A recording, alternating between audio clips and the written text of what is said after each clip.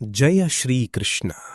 ಪ್ರೀತಿಯ ನನ್ನ ಮಿತ್ರರೇ, ನಮ್ಮ ಹೃದಯದಲ್ಲಿ ಆ ಪರಮಚೇತನವನ್ನು ಧ್ಯಾನಿಸುತ್ತಾ ಈ ಯಾತ್ರೆಯನ್ನು ಪ್ರಾರಂಭಿಸೋಣ.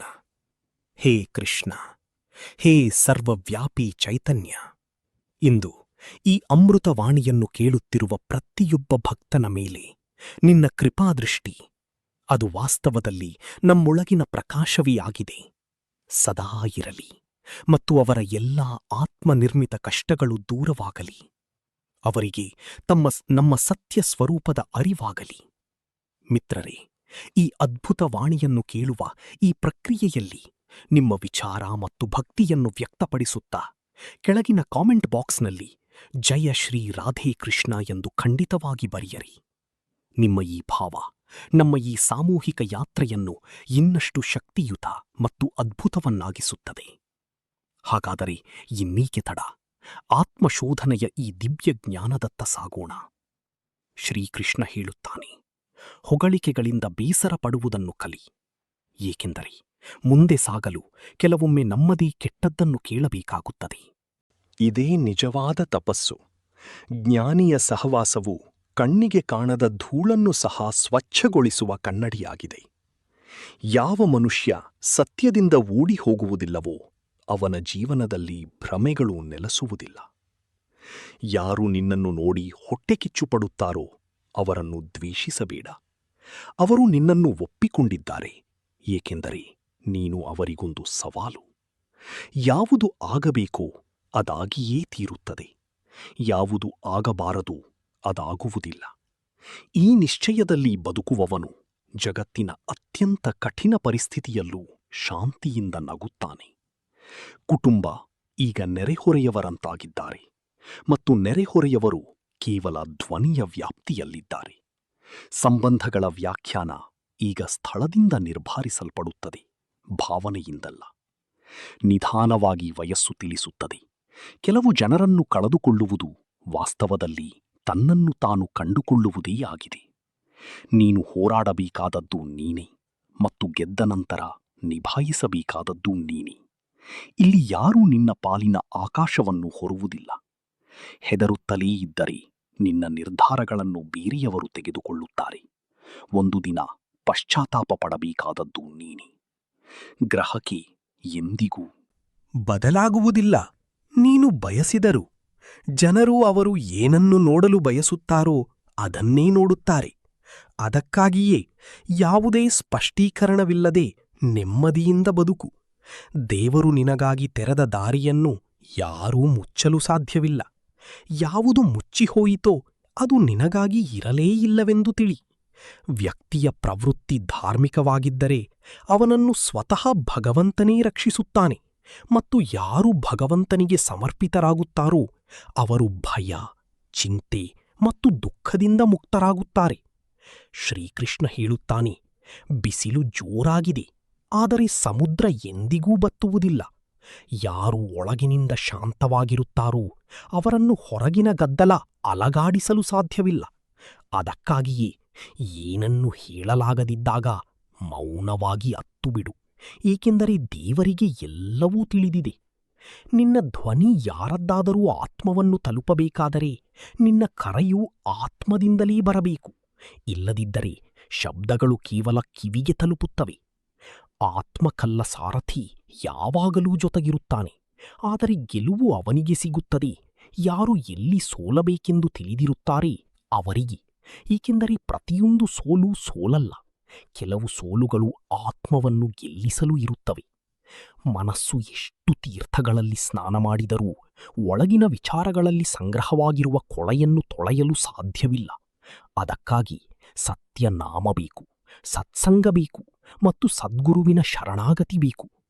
ಮನಸ್ಸು ಕೊಳಕಾಗಿರುವವರಿಗೆ ಆತ್ಮದ ಕನ್ನಡಿ ಮಂಜಾಗಿಯೇ ಇರುತ್ತದೆ, ಮತ್ತು ಯಾರು ತನ್ನನ್ನು ತಾನೇ ಸ್ವಚ್ಛಗೊಳಿಸಲಾರನೋ ಅವನು ಯಾರಿಗೂ ಪ್ರೀತಿಯನ್ನು ನೀಡಲಾರ. ಕಾಮ, ಕ್ರೋಧ ಮತ್ತು ಲೋಭ ಮೂರೂ ನರಕದ ದ್ವಾರಗಳು. ಆದರೆ ಅತ್ಯಂತ ಕರುಣಾಮಯ ಸತ್ಯ ದೇವರಿಗೆ ಸಮರ್ಪಿಸಿದ ಒಂದು ಕ್ಷಣವೂ ಎಂದಿಗೂ ವ್ಯರ್ಥವಾಗುವುದಿಲ್ಲ. ಅದು ಜನ್ಮಗಳ ನಂತರವೂ ಫಲ ನೀಡುವ ಬೀಜವಾಗಿರುತ್ತದೆ. ಯಾರಾದರೂ ನಿನಗೆ ಕೆಟ್ಟದ್ದನ್ನು ಮಾಡಿದರೆ ಅದು ಅವರ ಕರ್ಮ. ಆದರೆ ನೀನು ಯಾರಿಗೂ ಕೆಟ್ಟದ್ದನ್ನು ಮಾಡಬೇಡ. ಅದು ನಿನ್ನ ಧರ್ಮ, ಮತ್ತು ಧರ್ಮ ಎಂದಿಗೂ ಸೋಲುವುದಿಲ್ಲ. ಇತರರನ್ನು ನಂಬಬೇಡ. ನಿನಗೆ ನಡೆಯಬೇಕಾದಾಗ ನಿನ್ನದೇ ಕಾಲುಗಳ ಮೇಲೆ ನಡೆಯಬೇಕು. ನಂಬುವುದಾದರೆ ನಿನ್ನ ಮನಸ್ಸಿನ ಮೌನವನ್ನು ಅರ್ಥಮಾಡಿಕೊಳ್ಳುವನನ್ನು ನಂಬು. ಕೆಲವೊಮ್ಮೆ ಪ್ರಶ್ನೆ ಇದಲ್ಲ, ಯಾರು ನಮ್ಮೊಂದಿಗಿದ್ದಾರೆ ಎಂದು. ಪ್ರಶ್ನೆ ಏನೆಂದರೆ, ನಾವು ನಮ್ಮೊಂದಿಗೆ ನಾವೇ ಇದ್ದೇವೆಯೇ? ಮತ್ತು ಯಾರು ತನ್ನೊಂದಿಗೆ ತಾನಿಲ್ಲವೋ ಅವನು ಜಗತ್ತಿನ ಯಾವ ಸಹವಾಸದಲ್ಲಿಯೂ ಪ್ರಾಮಾಣಿಕನಾಗಿರಲು ಸಾಧ್ಯವಿಲ್ಲ. ಯಾರು, ಎಲ್ಲಿ, ಯಾವಾಗ ಮತ್ತು ಏಕೆ ಎಂದು ಯೋಚಿಸಿದಾಗ ಆಗ ದುಃಖವನ್ನು ಕಾಣುವೆ. ಆದರೆ ದೇವರು ಇದ್ದರೆ ಎಲ್ಲವೂ ಇದೆ ಎಂದು ಯೋಚಿಸಿದಾಗ ಆಗ ಒಳಗಿನಿಂದ ಆನಂದಿತನಾಗುವೆ. ಶ್ರೀಕೃಷ್ಣ ಹೇಳುತ್ತಾನೆ, ಮನುಷ್ಯ ತನ್ನ ಆಲೋಚನೆಗಳಿಂದಲೇ ಏರುತ್ತಾನೆ ಮತ್ತು ಅವರಿಂದಲೇ ಬೀಳುತ್ತಾನೆ. ಪ್ರತಿಯೊಬ್ಬ ವ್ಯಕ್ತಿಯು ತನ್ನ ದೊಡ್ಡ ಮಿತ್ರನೂ ಹೌದು ಮತ್ತು ಅತಿದೊಡ್ಡ ಶತ್ರುವೂ ಹೌದು. ದೊಡ್ಡವನಾಗುವವನು ದೊಡ್ಡದಾಗಿ ಯೋಚಿಸಬಲ್ಲವನು ಮಾತ್ರ, ಮತ್ತು ಯೋಚನೆ ಎತ್ತರಕ್ಕೆ ಇರುವುದು ಸ್ವಾರ್ಥದಿಂದಲ್ಲ, ತ್ಯಾಗದಿಂದ ಉಳಿಸಲಾರಳು. ಭೀಷ್ಮನು ಉಳಿಯಲಿಲ್ಲ. ಜಗತ್ತಿನ ಅತ್ಯಂತ ಅಪರೂಪದ ಗುಣವೆಂದರೆ ಕ್ಷಮೆ. ದುರ್ಬಲರು ಎಂದಿಗೂ ಕ್ಷಮಿಸಲಾರರು. ಇದು ಬಲಶಾಲಿಗಳ ಗುರುತು. ಕ್ಷಮೆ ಎನ್ನುವುದು ತನ್ನನ್ನು ತಾನು ಸುಟ್ಟುಕೊಂಡು ಇತರರ ಕತ್ತಲೆಯನ್ನು ಬೆಳಗುವ ದೀಪ. ಕೃಷ್ಣ ಕೇವಲ ದೇವಸ್ಥಾನದಲ್ಲಿಲ್ಲ, ಅವನು ನಿನ್ನ ಉಸಿರಿನಲ್ಲೂ ಇದ್ದಾನೆ. ಅವನು ನಿರ್ಮಲ, ನಿಷ್ಕಳಂಕ ಮತ್ತು ವಿನಮ್ರವಾಗಿರುವ ಪ್ರತಿಯೊಂದು ಭಾವನೆಯಲ್ಲೂ ಇದ್ದಾನೆ. ಎಲ್ಲವೂ ಮುರಿದು ಹೋದಾಗಲೂ ನಂಬಿಕೆಯನ್ನು ಇಡು, ಏಕೆಂದರೆ ಅಲ್ಲಿಂದಲೇ ದೇವರು ಹೊಸದನ್ನು ಸೃಷ್ಟಿಸುತ್ತಾನೆ. ಯಾರೊಬ್ಬರ ಹೃದಯವನ್ನು ಗೆಲ್ಲಲು ಶಬ್ದಗಳಲ್ಲ, ಭಾವನೆಗಳ ಅಗತ್ಯವಿದೆ. ಏಕೆಂದರೆ ಮೋಹವು ಶಬ್ದಗಳಲ್ಲಿರುವುದಿಲ್ಲ ಮತ್ತು ಕ್ರೋಧವು ಹೃದಯದಲ್ಲಿ ನಿಲ್ಲುವುದಿಲ್ಲ. ಎಂದಿಗೂ ಅರ್ಥಮಾಡಿಕೊಳ್ಳದೆ ಉಳಿಸಲಾರಳು. ಭೀಷ್ಮನೂ ಉಳಿಯಲಿಲ್ಲ. ಜಗತ್ತಿನ ಅತ್ಯಂತ ಅಪರೂಪದ ಗುಣವೆಂದರೆ ಕ್ಷಮೆ. ದುರ್ಬಲರು ಎಂದಿಗೂ ಕ್ಷಮಿಸಲಾರರು. ಇದು ಬಲಶಾಲಿಗಳ ಗುರುತು. ಕ್ಷಮೆ ಎನ್ನುವುದು ತನ್ನನ್ನು ತಾನು ಸುಟ್ಟುಕೊಂಡು ಇತರರ ಕತ್ತಲೆಯನ್ನು ಬೆಳಗುವ ದೀಪ. ಕೃಷ್ಣ ಕೇವಲ ದೇವಸ್ಥಾನದಲ್ಲಿಲ್ಲ, ಅವನು ನಿನ್ನ ಉಸಿರಿನಲ್ಲೂ ಇದ್ದ. ಯಾರನ್ನೂ ಕಳೆದುಕೊಳ್ಳಬೇಡ ಮತ್ತು ಎಂದಿಗೂ ತಿಳಿಯದೆ ಯಾರೊಂದಿಗೂ ಮೋಹ ಬೆಳೆಸಬೇಡ. ಮೋಹ ಮುಗಿದಾಗ ಕಳೆದುಕೊಳ್ಳುವ ಭಯವೂ ಅದರೊಂದಿಗೆ ಹೊರಟು ಹೋಗುತ್ತದೆ. ಯಾರು ಸತ್ಯವಂತರೋ ಅವರು ಸಮಾಧಾನ ಮಾಡುವುದಿಲ್ಲ, ಮುನಿಸಿಕೊಳ್ಳುವುದೂ ಇಲ್ಲ. ಅವರು ಕೇವಲ ಮೌನದಲ್ಲಿ ಎಲ್ಲವನ್ನೂ ಅರ್ಥಮಾಡಿಕೊಳ್ಳುತ್ತಾರೆ ಮತ್ತು ತಮ್ಮ ಜಾಗವನ್ನು ತಾವೇ ಬಿಡುತ್ತಾರೆ. ಏಕೆಂದರೆ ಹೃದಯದಿಂದ ಇಳಿದವರ ಬಗ್ಗೆ ಯಾವುದೇ ದೂರುಗಳಿರುವುದಿಲ್ಲ. ಯಾರಿಗೆ ಜೀವನ ಅರ್ಥವಾಯಿತೋ ಅವರು ಒಂಟಿತನದಲ್ಲೂ ಜಾತ್ರೆಯನ್ನು ಕಾಣುತ್ತಾರೆ, ಮತ್ತು ಯಾರಿಗೆ ಜೀವನ ಅರ್ಥವಾಗಲಿಲ್ಲವೋ ಅವರು ಜಾತ್ರೆಯಲ್ಲೂ ಒಂಟಿಯಾಗಿರುತ್ತಾರೆ. ಕೆಲವೊಮ್ಮೆ ಸಹಿಷ್ಣುತೆಯೂ ಪಾಪವಾಗುತ್ತದೆ, ಅದು ಧರ್ಮವನ್ನು ರಕ್ಷಿಸಲಾಗದಿದ್ದಾಗ. ಮತ್ತು ಕೆಲವೊಮ್ಮೆ ಕ್ರೋಧವೂ ಪುಣ್ಯವಾಗುತ್ತದೆ, ಅದು ಯಾರೊಬ್ಬರ ಅಸಹಾಯಕತೆಯನ್ನು ರಕ್ಷಿಸಲು ಸ್ಫೋಟಗೊಂಡಾಗ. ಮನುಷ್ಯನ ಪುಣ್ಯವು ಕ್ಷಣಗಳಲ್ಲಿ ಕೊನೆಗೊಳ್ಳಬಹುದು. ಅವನು ಮೋಸದಿಂದ ಒಂದು ಆತ್ಮವನ್ನು ದುಃಖಕ್ಕೀಡು ಮಾಡಿದರೆ.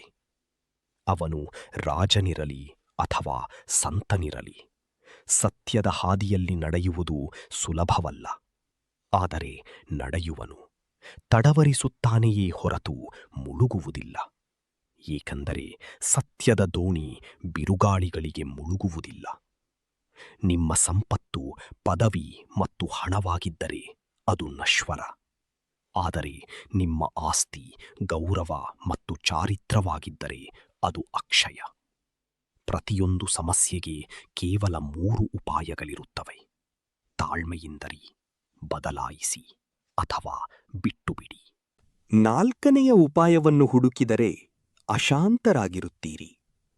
ಯಾರು ಏನನ್ನು ಕೇಳುವುದಿಲ್ಲೋ ಅವರಿಗೆ ಬಹಳಷ್ಟು ಮೌನವಾಗಿಯೇ ಸಿಗುತ್ತದೆ, ಮತ್ತು ಯಾರು ಬಹಳಷ್ಟು ಕೇಳುತ್ತಾರೋ ಅವರು ಹೆಚ್ಚಾಗಿ ಖಾಲಿಯಾಗಿಯೇ ಉಳಿಯುತ್ತಾರೆ.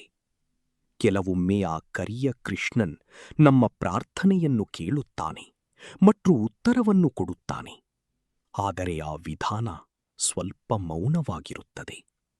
ಪರಮಾತ್ಮನು ನಾವು ಪ್ರದರ್ಶಿಸುವುದಿಲ್ಲ, ಬದಲಿಗೆ ನಾವು ಅಳುವ, ಭಾಗವ ಮುರಿಯುವ, ಆದರೆ ನಂಬಿಕೆಯನ್ನು ಬಿಡದ ಸ್ಥಳದಲ್ಲಿ ಇರುತ್ತಾನೆ. ಯಾರಿಗೆ ತನ್ನ ಮೇಲೆ ನಂಬಿಕೆಯಿದೆಯೋ ಅವರಿಗೆ ಎಂದಿಗೂ ಹಣೆಬರಹದ ಬಗ್ಗೆ ದೂರು ಇರುವುದಿಲ್ಲ. ಏಕೆಂದರೆ ಅವನಿಗೆ ತಿಳಿದಿದೆ, ತನ್ನ ಬಳಿ ಇರುವುದೇ ತನ್ನ ನಿಜವಾದ ಬಂಡವಾಳ.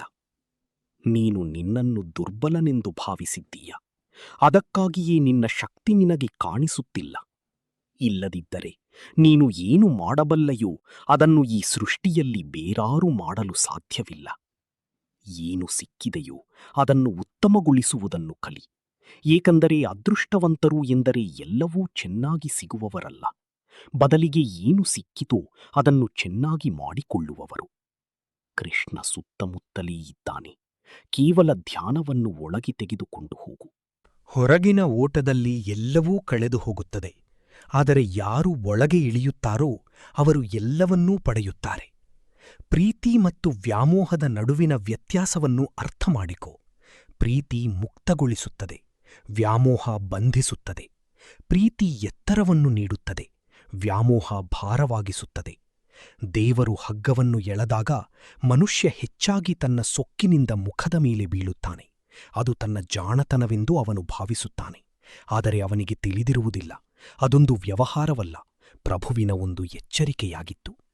ಶ್ರೀಕೃಷ್ಣ ಹೇಳುತ್ತಾನೆ, ಕೆಲವೊಮ್ಮೆ ಹೂವುಗಳಲ್ಲಿ ಮುಳ್ಳುಗಳು ನಗುತ್ತವೆ ಮತ್ತು ಕೆಲವೊಮ್ಮೆ ಕಲ್ಲುಗಳಲ್ಲೂ ವಜ್ರಗಳು ಹೊಳೆಯುತ್ತವೆ. ನೀವು ಕೇವಲ ಕೆಟ್ಟದ್ದನ್ನು ನೋಡಲು ಬಯಸಿದರೆ ದೇವತೆಗಳು ನಿಮಗೆ ದೆವ್ವಗಳಂತೆ ಕಾಣುತ್ತಾರೆ. ಆದರೆ ಹೃದಯದಲ್ಲಿ ಪ್ರೀತಿಯಿದ್ದರೆ ನಾರಾಯಣನು ನರನಲ್ಲಿಯೂ ಕಾಣುತ್ತಾನೆ. ಯಾವ ದಿನ ಯಾವ ಕೈಯೂ ಹಿಡಿಯುವುದಿಲ್ಲವೋ, ಯಾವ ದಿನ ಯಾರು ಜೊತೆ ನೀಡುವುದಿಲ್ಲವೋ, ಅದೇ ದಿನ ಯಾರೋ ಒಬ್ಬರು ಬೆರಳು ಹಿಡಿಯಲು ಬರುತ್ತಾರೆ ಮತ್ತು ಅವರನ್ನೇ ಕೃಷ್ಣ ಎನ್ನುತ್ತಾರೆ. ಏಕೆಂದರೆ ಅವನು ಎಂದಿಗೂ ಜೊತೆ ಬಿಡುವುದಿಲ್ಲ. ಯಾರಾದರೂ ಪ್ರಾರ್ಥನೆಯಾಗಲು ಪ್ರಯತ್ನಿಸು, ಇಲ್ಲದಿದ್ದರೆ ಜಗತ್ತಿನಲ್ಲಿ ಶಾಪ ತಾನಾಗಿಯೇ ಸಿಗುತ್ತದೆ. ಯಾರು ಹೃದಯದಿಂದ ಕಾಳಜಿ ವಹಿಸುತ್ತಾರೋ ಅವರಿಗೆ ಕೊನೆಯಲ್ಲಿ ಯಾವಾಗಲೂ ಇದನ್ನೇ ಕೇಳಬೇಕಾಗುತ್ತದೆ, ನೀನು ನನಗಾಗಿ ಮಾಡಿದ್ದೇನು?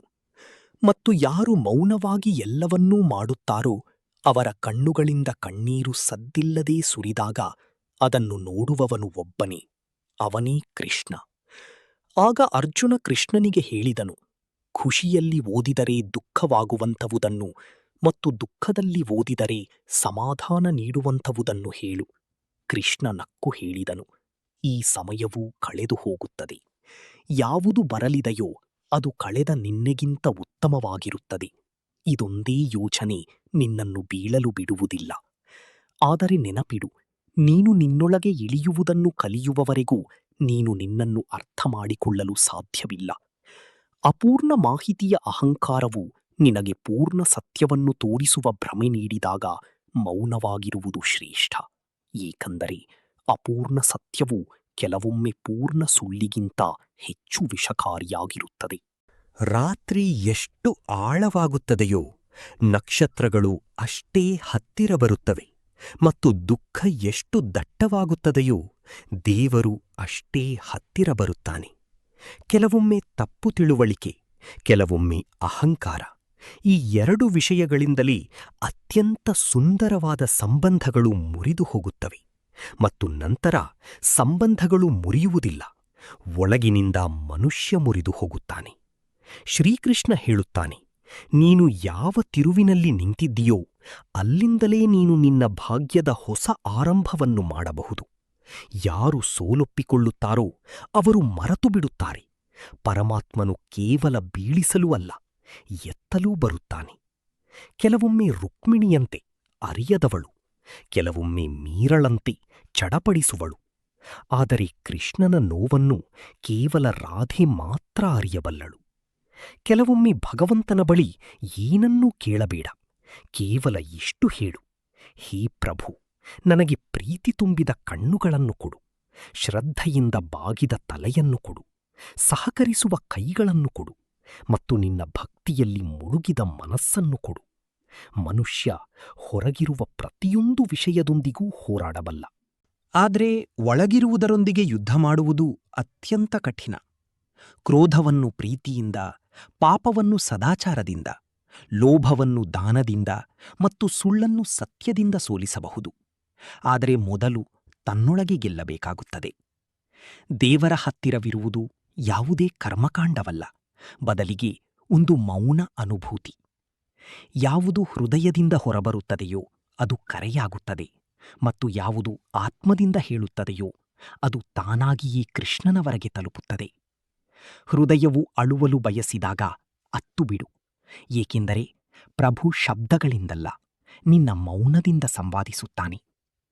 ಪ್ರತಿಯೊಂದು ರಾತ್ರಿಯೂ ಯಾರದಾದರೂ ಜೀವನದಲ್ಲಿ ಕತ್ತಲೆಯಾಗಿರುತ್ತದೆ, ಆದರೆ ಪ್ರತಿಯೊಂದು ರಾತ್ರಿಯ ನಂತರ ಒಂದು ಬೆಳಗು ನಿಶ್ಚಿತ. ಈ ಬೆಳಗು ನಿನ್ನೊಳಗಿನಿಂದಲೇ ಹೊರಬರುತ್ತದೆ ಯಾವಾಗ ನೀನು ನಿನ್ನೊಂದಿಗೆ ಹೋರಾಡುವ ಧೈರ್ಯ ಮಾಡುತ್ತೀಯೋ. ಜೀವನದಲ್ಲಿ ಅತ್ಯಂತ ಕಠಿಣ ಸಮಯವೆಂದರೆ ಯಾರೂ ನಿನ್ನನ್ನು ಅರ್ಥ ಮಾಡಿಕೊಳ್ಳದಿದ್ದಾಗ ಅಲ್ಲ, ಬದಲಿಗೆ ನೀನು ನಿನಗೆ ಅರ್ಥ ಮಾಡಿಸಲಾಗಬಿದ್ದಾಗ. ಶ್ರೀಕೃಷ್ಣ ಹೇಳುತ್ತಾನೆ, ಈ ಜೀವನದ ಸತ್ಯ ಇದೆ. ನಾವು ಈಗ ಏನು ಬದುಕುತ್ತಿದ್ದೇವೆಯೋ ಅದೇ ಜೀವನ. ನಾಳೆ ನಾವು ಏನು ಬದುಕಲಿದ್ದೇವೆಯೋ ಅದನ್ನು ಭರವಸೆ ಎನ್ನುತ್ತೇವೆ. ಆದರೆ ಇದನ್ನು ಯಾರಾದರೂ ಎಂದಾದರೂ ಅನುಭವಿಸಿದ್ದಾರೆಯೇ? ನಮಗೆ ಕೇವಲ ವರ್ತಮಾನದಲ್ಲಿ ಬದುಕುವ ಅವಕಾಶವಿದೆ, ಏಕೆಂದರೆ ಭವಿಷ್ಯದಲ್ಲಿರುವುದು ನಮಗೆ ಈಗ ಸಿಗಲು ಸಾಧ್ಯವಿಲ್ಲ. ಆದರೆ ನಾವು ಈಗ ಏನು ಮಾಡುತ್ತಿದ್ದೇವೆಯೋ ಅದೇ ನಮಗೆ ಸಿಗಬಹುದು. ನಾವು ಇದನ್ನು ಅರ್ಥ ಮಾಡಿಕೊಂಡು ಬದುಕಿ ಮತ್ತು ಅನುಭವಿಸಿದರೆ ದೇವರು ನಮ್ಮ ನಿಯತ್ತಿನಿಂದ ಸಂತೋಷಪಡುತ್ತಾನೆ, ಮತ್ತು ನಮ್ಮ ನಿಯತ್ತು ಸರಿಯಾಗಿದ್ದಾಗ ಪ್ರತಿಯೊಂದು ಕಷ್ಟವೂ ಸುಲಭವೆನಿಸುತ್ತದೆ. ತೋರಿಕೆಗೆ ಯಾವುದೇ ಅರ್ಥವಿಲ್ಲ, ಏಕೆಂದರೆ ನಾವು ಈಗಿದ್ದೇವೋ ಅದೇ ಸರ್ವೋತ್ತಮ. ಜಗತ್ತಿನಲ್ಲಿ ಅತ್ಯಂತ ಸಂತೋಷವಾಗಿರುವವರು ಯಾರೆಂದರೆ ಇತರರಿಂದ ನಿರೀಕ್ಷಿಸುವುದು ವ್ಯರ್ಥ ಎಂದು ಅರ್ಥ ಮಾಡಿಕೊಂಡವರು. ಎಂದಿಗೂ ನಿನ್ನನ್ನು ಯಾರಿಗೂ ಹೋಲಿಕೆ ಮಾಡಿಕೊಳ್ಳಬೇಡ, ಏಕೆಂದರೆ ನೀನು ಈಗಿದ್ದೇವೋ ಅದೇ ಸರ್ವೋತ್ತಮ. ನೀನು ನಿನ್ನದೇ ಆದ ರೀತಿಯಲ್ಲಿ ಅದ್ಭುತ, ಮತ್ತು ಇದೇ ನಿನ್ನ ದೊಡ್ಡ ಶಕ್ತಿ. ಅದಕ್ಕಾಡಿಯೇ ಸೇಡು ತೀರಿಸಿಕೊಳ್ಳುವುದನ್ನು ಬಿಟ್ಟುಬಿಡು.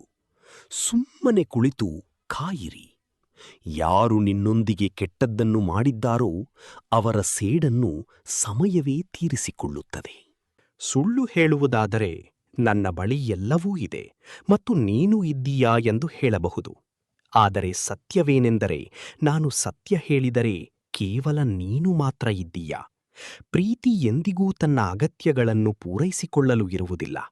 ಪ್ರೀತಿ ಯಾವಾಗಲೂ ಒಬ್ಬರಿಗೊಬ್ಬರು ಸುಖ ದುಃಖದಲ್ಲಿ ಜೊತೆಗಿರಲು ಮತ್ತು ಭಾವನೆಗಳನ್ನು ಅರ್ಥ ಮಾಡಿಕೊಳ್ಳಲಿರುತ್ತದೆ. ಏನನ್ನಾದರೂ ಪಡೆಯಬೇಕಾದರೆ ಅದು ತನ್ನ ಮೇಲಿನ ನಂಬಿಕೆಯಿಂದ ಬರುತ್ತದೆ. ಆಸರೆಗಳು ಎಷ್ಟೇ ಸತ್ಯವಾಗಿದ್ದರೂ ಅವು ಒಂದು ದಿನ ಜೊತೆ ಬಿಟ್ಟೇ ಬಿಡುತ್ತವೆ. ಆದರೆ ನೀನು ಕೃಷ್ಣನ ಮೇಲೆ ನಂಬಿಕೆಯಿಟ್ಟಾಗ ಅವನು ನಿನ್ನನ್ನು ಎಂದಿಗೂ ಕೈಬಿಡುವುದಿಲ್ಲ. ಜೈ ಶ್ರೀಕೃಷ್ಣ. ರಾಧೆ ರಾಧೆ. ಇದೊಂದೇ ಸತ್ಯ. ಹಾಗಾಗಿ ಅರ್ಥ ಮಾಡಿಕೋ.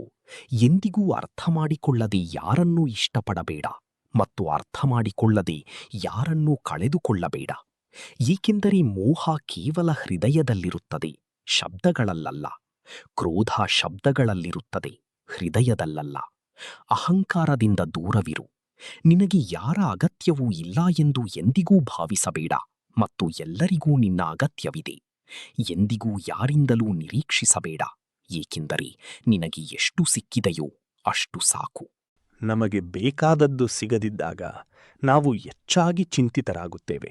ಆದರೆ ಒಮ್ಮೆ ಯೋಚಿಸು, ನಿನಗೆ ಎಷ್ಟು ಸಿಕ್ಕಿದೆಯೋ ಅಷ್ಟು ಎಷ್ಟು ಜನರಿಗೆ ಸಿಕ್ಕಿಲ್ಲ. ನೀನು ಎಡವಿ ಬಿದ್ದರೂ ಬೀಳದಿದ್ದರೆ ಠಾಕುರಾಜಿ ನಿನ್ನನ್ನು ಹಿಡಿದುಕೊಂಡಿದ್ದಾನೆಂದು ತಿಳಿ. ಚಿಂತೆಯನ್ನು ಬಿಡು. ಕೇವಲ ಕೃಷ್ಣನ ನಾಮವನ್ನು ಜಪಿಸು ಮತ್ತು ಕೃಷ್ಣ ನಿನ್ನೊಂದಿಗಿದ್ದಾನೆಂದು ನಂಬು. ನೀನು ನಿನ್ನ ಕೆಲಸವನ್ನು ಮಾಡುತ್ತಾ ಇರು. ಆಸೆಗಳು ಪೂರ್ಣಗೊಳ್ಳದಿದ್ದಾಗ ಕ್ರೋಧ ಹೆಚ್ಚಾಗುತ್ತದೆ, ಆದರೆ ಆಸೆಗಳು ಪೂರ್ಣಗೊಂಡಾಗ ಲೋಭ ಹೆಚ್ಚಾಗುತ್ತದೆ. ಆದರೆ ತಾಳ್ಮೆಯೇ ದೊಡ್ಡ ಗುಣ. ಅದರಿಂದ ಪ್ರತಿಯೊಂದು ಸಮಸ್ಯೆಗೆ ಪರಿಹಾರ ಸಿಗುತ್ತದೆ. ಸಮಸ್ಯೆಗಳಿಗೆ ಒಂದು ನಿಶ್ಚಿತ ಸಮಯವಿರುತ್ತದೆ ಮತ್ತು ಆ ಸಮಯ ಮುಗಿದು ಹೋಗುತ್ತದೆ. ತಿಳಿದುಕೋ, ಸುಳ್ಳು ಎಂದಾದರೂ ಬಯಲಿಗೆ ಬಂದೇ ಬರುತ್ತದೆ.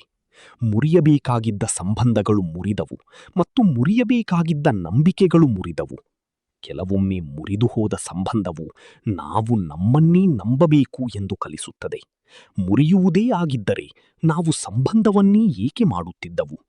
ಭರವಸೆಯಿದ್ದರೆ ನಾವು ಕನಸುಗಳನ್ನೇ ಏಕೆ ಕಾಣುತ್ತಿದ್ದವು? ತನ್ನ ಅಗತ್ಯಗಳನ್ನು ಪೂರೈಸಲು ಮಾಡುವ ಪ್ರೀತಿಯಲ್ಲ. ನಿಜವಾದ ಪ್ರೀತಿ ಎಂದರೆ ಅದು ಯಾವುದೇ ಷರತ್ತುಗಳಿಲ್ಲದೆ ಇರುತ್ತದೆ. ಗೆದ್ದ ನಂತರ ಎಲ್ಲರೂ ಜಗತ್ತನ್ನು ಅಪ್ಪಿಕೊಳ್ಳುತ್ತಾರೆ. ಆದರೆ ಸೋತ ನಂತರ ನಿನ್ನನ್ನೂ ಅಪ್ಪಿಕೊಳ್ಳುವವನೇ ನಿಜವಾದವನು. ಶ್ರೀಕೃಷ್ಣ ಹೇಳುತ್ತಾನೆ, ನಿಮ್ಮ ಚಿಂತೆಯನ್ನು ನೀವು ದೊಡ್ಡದಾಗಿ ಮಾಡಿಕೊಂಡಾಗ ಅಶಾಂತಿಯುಂಟಾಗುತ್ತದೆ. ನಿಮ್ಮ ಚಿಂತೆಯನ್ನು ಬಿಟ್ಟುಬಿಡಿ, ಏಕೆಂದರೆ ಅದು ಕೇವಲ ಅಪ್ರಾಮಾಣಿಕತೆ ಮತ್ತು ಯಾವುದನ್ನಾದರೂ ನಿಮ್ಮಿಂದ ಕಸಿದುಕೊಳ್ಳಬಹುದಾದರೆ ಅದು ನಿಮ್ಮದಲ್ಲ ಎಂದು ತಿಳಿಯಿರಿ. ನಿಮ್ಮದು ಎಂದರೆ ನಿಮ್ಮ ಹೃದಯಕ್ಕೆ ಹತ್ತಿರವಾದದು. ಸತ್ಯದ ದೇವರ ಜೊತೆಗಿದ್ದಂತೆ ಜೀವನದಲ್ಲಿ ಏನೇ ಮಾಡಿದರೂ ವರ್ತಮಾನದಲ್ಲಿ ಬದುಕುವುದು ನಿಮ್ಮ ಧರ್ಮ. ಅದೇ ನಿಮ್ಮ ಕರ್ತವ್ಯ ಎಂದು ನೆನಪಿಡಿ. ಯಾರು ನಿಮ್ಮ ಜೀವನದ ಪರೀಕ್ಷೆಯನ್ನು ತೆಗೆದುಕೊಳ್ಳುತ್ತಿದ್ದಾನೋ ಅವನು ನಿಮ್ಮನ್ನು ಎಂದಿಗೂ ವಿಫಲಗೊಳಿಸುವುದಿಲ್ಲ. ಅವನು ನಿಮಗೆ ಕಷ್ಟದಲ್ಲಿ ಬಲಶಾಲಿಯನ್ನಾಗಿಸುವಲ್ಲದೆ ಯಶಸ್ಸನ್ನು ಖಂಡಿತವಾಗಿಯೂ ನೀಡುತ್ತಾನೆ. ಜೀವನದ ದೊಡ್ಡ ಸತ್ಯವೆಂದರೆ ಯಾರು ನಿಮ್ಮ ಜೊತೆಗಿದ್ದಾರೆ ಎನ್ನುವುದಲ್ಲ, ಬದಲಿಗೆ ಎಲ್ಲರೂ ಕೈಬಿಟ್ಟಾಗಲೂ ನೀವು ಯಾರ ಜೊತೆ ನಿಂತಿದ್ದೀರಿ ಎನ್ನುವುದು. ಭಗವಾನ್ ಶ್ರೀಕೃಷ್ಣ ಹೇಳುತ್ತಾನೆ, ಯಾರನ್ನಾದರೂ ಹಾಳು ಮಾಡಿ ನೆಲೆಸಿದರೆ ಏನು ನೆಲೆಸಿದಂತೆ? ಯಾರನ್ನಾದರೂ ಅಳಿಸಿ ನಕ್ಕರೆ ಏನು ನಕ್ಕಂತೆ? ಯಾರಲ್ಲಿ ಸಂವೇದನೆ ಇಲ್ಲವೋ ಅವನ ಸುಖವೂ ಕೇವಲ ಒಂದು ಭ್ರಮೆ. ಯಾರಾದರೂ ಅಳುತ್ತಿರುವಾಗ ನೀನು ಅವನ ಮೌನದಲ್ಲಿ ನಿನ್ನನ್ನು ಗುರುತಿಸಿಕೊಂಡರೆ ಅದೇ ಧರ್ಮ. ಪ್ರಕೃತಿ ಕೇವಲ ನಿನ್ನ ಭಾವನೆಗಳನ್ನು ಕೇಳುವುದಿಲ್ಲ, ಅದು ನಿನ್ನ ಕರ್ಮಗಳ ಲೆಕ್ಕವನ್ನು ಇಡುತ್ತವೆ. ಯಾರು ಇತರರಿಗೆ ಒಳ್ಳೆಯದನ್ನು ಬಯಸುತ್ತಾರೋ ಒಳ್ಳೆಯ ಫಲಿತಾಂಶಗಳೇ ಅವರತ್ತ ಮರಳುತ್ತವೆ. ಕರ್ಮದ ಈ ನಿಯಮ ಅನಂತ. ನೀನು ಇಂದು ಏನು ಬಿತ್ತುತ್ತೀಯೋ ಅದನ್ನೇ ನಾಳೆ ಕೊಯ್ಯುತ್ತೀಯ. ಶ್ರೀಕೃಷ್ಣ ಹೇಳುತ್ತಾನೆ, ಸಮಯದ ಮುಂದೆ ಯಾರೂ ಸೋತಿಲ್ಲ ಮತ್ತು ಯಾರೂ ಗೆದ್ದಿಲ್ಲ, ಆದರೆ ಯಾರು ಕಲಿತರೋ ಅವರೇ ವಿಜೇತರಾದರು.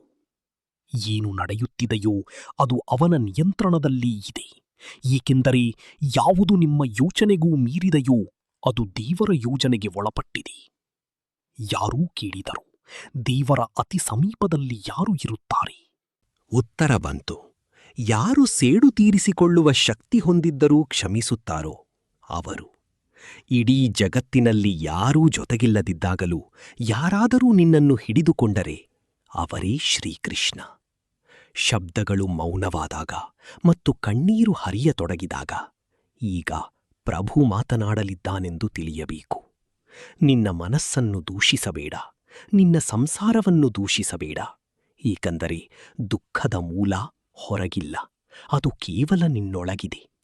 ಮನಸ್ಸು ಶಾಂತವಾದಾಗ ದುಃಖ ತಾನಾಗಿಯೇ ಮಾಯವಾಗುತ್ತದೆ. ನಿನಗೆ ಏನು ಸಿಕ್ಕಿದೆಯೋ ಅದು ನಿನ್ನ ಯೋಗ್ಯತೆಗೆ ತಕ್ಕಂತೆ, ಮತ್ತು ಏನು ಸಿಗಲಿಲ್ಲವೋ ಅದು ಒಂದೂ ನಿನಗೆ ಸರಿಯಿರಲಿಲ್ಲ ಅಥವಾ ಅದರ ಸಮಯ ಇನ್ನೂ ಬಂದಿರಲಿಲ್ಲ. ನೀನು ದೇವರಿಂದ ಏನು ಕೇಳುತ್ತೀಯೋ ಅವನು ಅದನ್ನೇ ಕೊಡುವುದಿಲ್ಲ. ಅವನು ನಿನಗೆ ಅತಿ ಹೆಚ್ಚು ಅವಶ್ಯಕತೆ ಇರುವನು ಕೊಡುತ್ತಾನೆ. ನಾವು ಕೇವಲ ಕೇಳುತ್ತೇವೆ, ಆದರೆ ಅವನು ಭವಿಷ್ಯವನ್ನು ನೋಡಿಕೊಡುತ್ತಾನೆ. ಕೆಲವೊಮ್ಮೆ ಅಹಂಕಾರವೂ ಅವಶ್ಯಕವಾಗುತ್ತದೆ.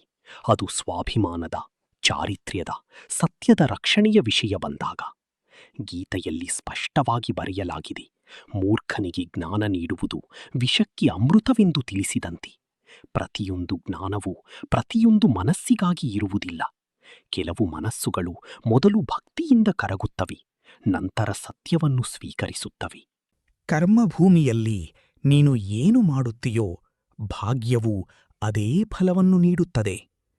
ಏನನ್ನು ಕಳೆದುಕೊಂಡರೆ ಸೋಲಾಗುವುದಿಲ್ಲ ಮತ್ತು ಏನನ್ನು ಪಡೆದುಕೊಂಡರೆ ಗೆಲುವು ಎಂದು ಪರಿಗಣಿಸಲಾಗುವುದಿಲ್ಲ.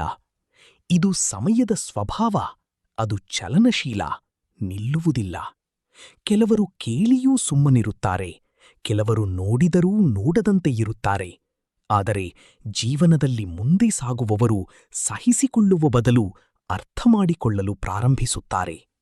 ನಿನ್ನ ಆತ್ಮವಿಶ್ವಾಸವನ್ನು ನುಂಗುವ ಭಯವನ್ನು ಕೊನೆಗಾಣಿಸುವುದು ಅವಶ್ಯಕ, ಏಕೆಂದರೆ ಭಯವು ಜೀವಂತವಾಗಿರುವವರೆಗೆ ಬುದ್ಧಿಯು ಬಂಧನದಲ್ಲಿರುತ್ತದೆ. ಶ್ರೀಕೃಷ್ಣನ ದೊಡ್ಡ ಲೀಲೆಯೆಂದರೆ ಅವನು ನಿಯಮಗಳಿಗೆ ಬದ್ಧನಾಗಿರುವುದಿಲ್ಲ. ಪರಿಸ್ಥಿತಿಯನ್ನು ನೋಡಿ ತನ್ನನ್ನು ತಾನು ಹೊಂದಿಸಿಕೊಳ್ಳುತ್ತಾನೆ. ಮತ್ತು ಇದೇ ದೃಷ್ಟಿ ನಿನಗೆ ಬೇಕಾಗಿರುವುದು. ತಾಳ್ಮೆಯಿಂದ ಇಂದಿರುವುದು. ಇಂದು ಏನು ಸಾಧಿಸುತ್ತಿದ್ದೀಯೋ ಅದು ನಾಳೆ ನಿನ್ನನ್ನು ಎತ್ತರಕ್ಕೆ ಕೊಂಡೊಯ್ಯುತ್ತದೆ. ಗೌರವ ನೀಡುವುದು ಯಾವುದೇ ಉಪಕಾರವಲ್ಲ, ಅದು ನಿನ್ನ ಸಂಸ್ಕಾರಗಳ ದರ್ಪಣ. ಯಾರು ಕೇವಲ ಅಧಿಕಾರವನ್ನು ಕೇಳುತ್ತಾರೋ ಅವರು ಸಂಸ್ಕಾರವನ್ನು ಕಳೆದುಕೊಳ್ಳುತ್ತಾರೆ. ಮನುಷ್ಯನು ತನ್ನ ಆಲೋಚನೆಗಳನ್ನು ನಿಶ್ಚಯಕ್ಕೆ ಬದಲಾಯಿಸಿದಾಗ ಅವನು ತಾನು ಅಂದುಕೊಂಡಂತೆಯಾಗುತ್ತಾನೆ. ಯಾರು ಯೋಚನೆಯ ಮೇಲೆ ನಿಯಂತ್ರಣ ಸಾಧಿಸಿದರೋ ಅವರು ಸಂಸಾರವನ್ನೇ ಗೆದ್ದರು. ಶ್ರೀಕೃಷ್ಣ ಹೇಳುತ್ತಾನೆ, ಆತ್ಮವು ಮೌನವಾದಾಗ ಸತ್ಯವು ಮಾತನಾಡುತ್ತದೆ, ಮತ್ತು ಸತ್ಯವು ಮಾತನಾಡಿದಾಗ ನೀನು ಮೌನವಾಗುತ್ತೀಯ. ಅದೇ ಮೌನ, ಅದೇ ಕ್ಷಣ, ಅದೇ ಶೂನ್ಯತೆ, ಅದೇ ಸಾಕ್ಷಾತ್ಕಾರ. ಯಾರು ಒಳಗೆ ಇಣುಕಿದ್ದಾರೋ ಅವರಿಗೆ ಗೊತ್ತು, ಅತ್ಯಂತ ಕಠಿಣ ಪ್ರಯಾಣವು ಹೊರಗಿನದಲ್ಲ, ಒಳಗಿನದು ಎಂದು. ಎಲ್ಲಿ ಎಲ್ಲವೂ ಮುರಿದು ಹೋದಂತೆ ಕಾಣುತ್ತದೆಯೋ ಅಲ್ಲಿಂದಲೇ ಹೊಸ ಆರಂಭ ಹುಟ್ಟಿಕೊಳ್ಳುತ್ತದೆ. ನೀನು ಸೋತು ಹೋದೆ ಎಂದು ಭಾವಿಸುತ್ತೀಯ, ಆದರೆ ಪರಮಾತ್ಮ ಹೇಳುತ್ತಾನೆ, ನೀನು ಇನ್ನೂ ಪ್ರಯತ್ನವನ್ನು ಮಾತ್ರ ಬಿಟ್ಟಿದ್ದೀಯ. ಫಲಿತಾಂಶ ಪಡೆಯುವ ಆಸೆ ಆಗಲೇ ಪೂರ್ಣಗೊಳ್ಳುತ್ತದೆ ಯಾವಾಗ ಕರ್ಮವು ನಿಷ್ಕಾಮವಾಗುತ್ತದೆಯೋ. ನೀನು ಒಂಟಿ ಎಂದು ಭಾವಿಸಬೇಡ. ದೇವರು ನೀನು ನಿನ್ನಿಂದಲೇ ಮುಚ್ಚಿಡುತ್ತಿರುವ ನಿರ್ಧಾರದಲ್ಲಿಯೂ ನಿನ್ನೊಂಟಿಗಿದ್ದಾನೆ. ಪ್ರತಿ ಬಾರಿಯಂತೆ ವಾಣಿ ದಣಿದಾಗ, ಮನಸ್ಸು ನಡುಗಿದಾಗ, ಬುದ್ಧಿ ಮೌನವಾದಾಗ, ಆಗ ಆತ್ಮವು ನಿಧಾನವಾಗಿ ಹೇಳುತ್ತದೆ, ಈಗ ನಾನು ಮಾತನಾಡುತ್ತೇನೆ, ಮತ್ತು ಆತ್ಮವು ಏನು ಮಾತನಾಡುತ್ತದೆಯೋ ಅದನ್ನು ದೇವರು ಕೇಳುತ್ತಾನೆ. ಕೇಳು, ಯಾವುದೇ ದಾರಿ ಸರಿಯೋ ತಪ್ಪೋ ಅಲ್ಲ, ಯಾವುದು ಕಠಿಣವೋ ಅದೇ ಸತ್ಯದತ್ತ ಕೊಂಡು ಹೋಗುತ್ತದೆ. ಯಾವ ದಾರಿಗಳಲ್ಲಿ ಜನಸಂಡಣಿ ಇರುವುದಿಲ್ಲವೋ ಅದು ವಾಸ್ತವವಾಗಿ ತಮ್ಮನ್ನು ಜನಸಂಡಣಿಯಿಂದ ಭಿನ್ನವೆಂದು ಭಾವಿಸಿದವರ ದಾರಿಯಾಗಿರುತ್ತದೆ. ಯಾವ ಸಂಬಂಧದಲ್ಲಿ ಪ್ರೀತಿ, ಸಹಕಾರ, ಆದರ ಮತ್ತು ವಿಶ್ವಾಸವಿಲ್ಲವೋ ಅದು ಕೇವಲ ರಕ್ತದ ಸಂಯೋಗ, ಆತ್ಮದಲ್ಲ. ಮತ್ತು ಆತ್ಮವಿಲ್ಲದೆ ಯಾವುದೇ ಸಂಬಂಧವೂ ಸಂಪೂರ್ಣವಾಗುವುದಿಲ್ಲ. ಮನಸ್ಸು ಹೇಳುತ್ತದೆ, ಆಸರೆ ತೆಗೆದುಕೋ. ಆದರೆ ಅನುಭವ ಹೇಳುತ್ತದೆ, ಆಸರೆಗಳು ಬಿದ್ದಾಗ ಆಗ ಕೇವಲ ನೀನು ಮಾತ್ರ ನಿನ್ನೊಂದಿಗೆ ಇರುತ್ತೀಯ. ಹಾಗಾಗಿ ಏನನ್ನಾದರೂ ಪಡೆಯಬೇಕು. ನಿನ್ನ ಮೇಲೆ ನೀನೇ ಭರವಸೆಯಿಡು. ನೀನು ಇರುವುದೇ ಪರಮಾತ್ಮನಿಗೆ ನಿನ್ನ ಅಗ್ಯವಿದೆ ಎಂಬುದಕ್ಕೆ ಪುರಾವೆ ಎಂದು ನಂಬಿಕೋ. ದೇವರಿಂದ ಏನನ್ನೂ ಪಡೆಯಬೇಕೆಂದು ಕೇಳಬೇಡ. ನೀನು ಕೊಡುವ ಯೋಗ್ಯನಾಗು ಎಂದು ಪ್ರಾರ್ಥಿಸು. ಏಕೆಂದರೆ ತೆಗೆದುಕೊಳ್ಳುವುದು ನಿನ್ನನ್ನು ಚಿಕ್ಕವನ್ನಾಗಿಸುತ್ತದೆ, ಮತ್ತು ಕೊಡುವುದು ನಿನ್ನನ್ನು ಪರಮಾತ್ಮನ ಹತ್ತಿರಕ್ಕೆ ಕೊಂಡು ಹೋಗುತ್ತದೆ. ಯಾರೋ ಕೇಳಿದರು, ಪರಮಾತ್ಮ ಎಲ್ಲಿದ್ದಾನೆ? ಗಮನವಿಟ್ಟು ಕೇಳು. ನೀನು ಎಲ್ಲಿದ್ದೀಯೋ ಅಲ್ಲೇ ಅವನಿರುತ್ತಾನೆ. ಆದರೆ ನೀನು ನಿನ್ನಿಂದಲೇ ದೂರವಿದ್ದೀಯ. ಅದಕ್ಕಾಗಿಯೇ ಅವನನ್ನು ದೂರ ಎಂದು ಭಾವಿಸುತ್ತೀಯ. ಶ್ರೀಕೃಷ್ಣ ಹೇಳುತ್ತಾನೆ, ಕೆಲವೊಮ್ಮೆ ವಾಣಿಯು ಸಂಯಮವನ್ನು ಕಳೆದುಕೊಳ್ಳುತ್ತದೆ ಮತ್ತು ಅಲ್ಲಿಂದಲೇ ವಿನಾಶವು ಪ್ರಾರಂಭವಾಗುತ್ತದೆ. ಭಾಷೆಗಿಂತ ಮೊದಲು ಭಾವವು ಸಂಯಮಕ್ಕೆ ಬಂದರೆ ಯುದ್ಧವು ಪ್ರಾರಂಭವೇ ಆಗುವುದಿಲ್ಲ. ಮತ್ತು ಎಲ್ಲಿ ಯುದ್ಧವಿರುವುದಿಲ್ಲವೋ ಅಲ್ಲಿ ಶಾಂತಿ ಇರುತ್ತದೆ. ಮತ್ತು ಎಲ್ಲಿ ಶಾಂತಿ ಇರುತ್ತದೆಯೋ ಅಲ್ಲಿ ಶ್ರೀಕೃಷ್ಣ ಇರುತ್ತಾನೆ. ಯಾವುದು ನಿನ್ನಿಂದ ಮೋಹವನ್ನು ಕಿತ್ತುಕೊಳ್ಳುತ್ತದೆಯೋ ಅದೇ ಧರ್ಮ. ಯಾವುದು ನಿನ್ನ ಆಸೆಗಳನ್ನು ಮುರಿಯುತ್ತದೆಯೋ ಅದೇ ಯೋಗ. ಮತ್ತು ಯಾವುದು ನಿನ್ನನ್ನು ಎಲ್ಲಾ ಪರಿಸ್ಥಿತಿಯಲ್ಲೂ ಸ್ವೀಕರಿಸುತ್ತದೆಯೋ ಅದೇ ದೇವರು. ಎಲ್ಲ ಸಮಯವೂ ಒಳ್ಳೆಯದಾಗಿರುವುದಿಲ್ಲ, ಆದರೆ ಪ್ರತಿ ಸಮಯವೂ ಏನಾದರೂ ಕಲಿಸಿ ಹೋಗುತ್ತದೆ. ಸಮಯವು ನಿನ್ನ ಮಿತ್ರನಾಗುವುದು ಅದು ನಿನಗೆ ನಿನ್ನ ಮಿತಿಗಳನ್ನು ತೋರಿಸಿದಾಗ, ಮತ್ತು ಶತ್ರುವಾಗುವುದು ನೀನು ನಿನ್ನ ಸಾಮರ್ಥ್ಯಗಳನ್ನು ಮರೆತಾಗ. ಕೆಲವರು ಅರ್ಜುನನಂತೆ ಇರುತ್ತಾರೆ, ನಡುಗುತ್ತಾರೆ, ಹೆದರುತ್ತಾರೆ. ಆದರೆ ಸಮರ್ಪಣೆ ಮಾಡಿದಾಗ ರಥವನ್ನು ಎಳೆಯಲು ಸ್ವತಃ ಕೃಷ್ಣನೇ ಬರುತ್ತಾನೆ. ದುಃಖವು ಕೇಳುವುದರಿಂದಲೂ ಸಿಗುತ್ತದೆ ಎಂಬುದನ್ನು ಅರ್ಥಮಾಡಿಕೊಳ್ಳುವುದು ಕಷ್ಟ. ಆದರೆ ಯಾರು ತಾವಾಗಿಯೇ ದುಃಖವನ್ನು ಆರಿಸಿಕೊಳ್ಳುತ್ತಾರೋ ಅವರನ್ನೇ ದೇವರು ವಿಶೇಷ ಭಾವದಿಂದ ನೋಡುತ್ತಾನೆ. ಏಕೆಂದರೆ ಎಲ್ಲಿ ತ್ಯಾಗವಿದೆಯೋ, ಎಲ್ಲಿ ನಷ್ಟವನ್ನು ಸ್ವೀಕರಿಸಲಾಗುತ್ತದೆಯೋ ಅದೇ ಧರ್ಮ. ಪ್ರೀತಿಯು ಕೇವಲ ಜೊತೆಯಲ್ಲಿರುವುದರಿಂದ ಸಾಬೀತಾಗುವುದಿಲ್ಲ. ದೂರವಿದ್ದರೂ ಶ್ರದ್ಧೆಯಿಂದ ಜೋಡಗಿರುವುದು ಪ್ರೀತಿಯೇ ಆಗಿದೆ. ಬುದ್ಧಿವಂತನು ಶಾಂತಿಯಲ್ಲಿ ಸ್ಥಿರವಾಗಿರುವವನಲ್ಲ, ಬುದ್ಧಿವಂತನು ಬಿರುಗಾಳಿಯಲ್ಲೂ ಒಳಗೆ ಮೌನವಾಗಿರಬಲ್ಲವನು. ಕರ್ಮವೇ ಧರ್ಮ, ಮತ್ತು ಯಾರು ಕರ್ಮವನ್ನು ಬಿಟ್ಟು ಬೇರೆ ಏನನ್ನಾದರೂ ಬಯಸುತ್ತಾರೋ ಅವರು ಫಲಿತಾಂಶವನ್ನಲ್ಲ, ಭ್ರಮೆಯನ್ನು ಪಡೆಯುತ್ತಾರೆ. ಆದ್ದರಿಂದ ಯಾರು ಹೇಗೆ ಮಾಡುತ್ತಿದ್ದಾರೋ ಅವರಿಗೆ ಹಾಗೆಯೇ ಸಿಗುತ್ತದೆ. ಯಾರು ಹೇಗೆ ಯೋಚಿಸುತ್ತಿದ್ದಾರೋ ಅವರು ಹಾಗೆಯೇ ಆಗುತ್ತಾರೆ. ಯಾವುದು ನಿನ್ನೊಳಗೆ ವಿಕೃತಿಯನ್ನು ಹುಟ್ಟುಹಾಕುತ್ತದೆಯೋ, ಅದು ಆಲೋಚನೆಯಾಗರಲಿ ಅಥವಾ ಮನುಷ್ಯನಾಗರಲಿ, ಅದನ್ನು ತ್ಯಜಿಸು. ತ್ಯಾಗದ ಅರ್ಥ ಬಿಡುವುದು ಎಂದಲ್ಲ, ತ್ಯಾಗದ ಅರ್ಥ ಅದಕ್ಕಿಂತ ಮೇಲೆ ಹಯ್ಯುವುದು. ಸಮಸ್ಯೆಗಳಿಗೂ ಒಂದು ವಯಸ್ಸಿರುತ್ತದೆ ಮತ್ತು ಅವುಗಳು ಹೋಗುವ ಸಮಯ ನಿಗದಿಯಾಗಿರುತ್ತದೆ. ನೀನು ಕೇವಲ ನಿನಗೆ ಸಂಯಮವನ್ನು ಕೊಡು.